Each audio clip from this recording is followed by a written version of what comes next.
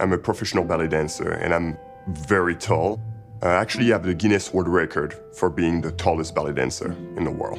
While I was in school, I mean, the program, the Paris Opera, is a 6-year program. I started growing very quickly. It was something very unusual, and it kind of scared my director that didn't know what to do with me. She knew that I will face a lot of challenge because of my height, especially in Europe.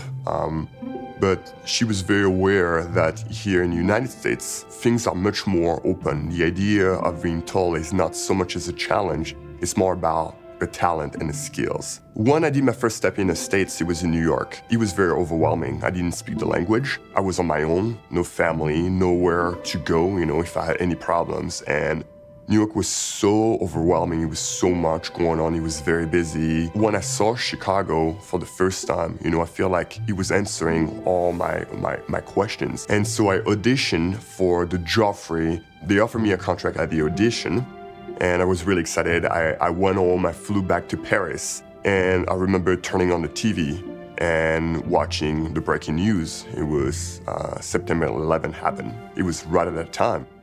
Literally a few days later, I get a call from my company. They were trying to get my paperwork, but unfortunately, things became much more complicated. And so this whole year, I couldn't return to the States. A very difficult time, just because my life was, my life, and I knew that my future was in Chicago, and all of a sudden, my dream fell apart. I wanted to join the Joffrey. I wanted to be in Chicago. I wanted to go back to ballet, my roots, and what I worked for all those years for. I was like, I gotta go back. I gotta go back. I gotta see them. So I booked a flight to go to Chicago, and I left. I left the following day.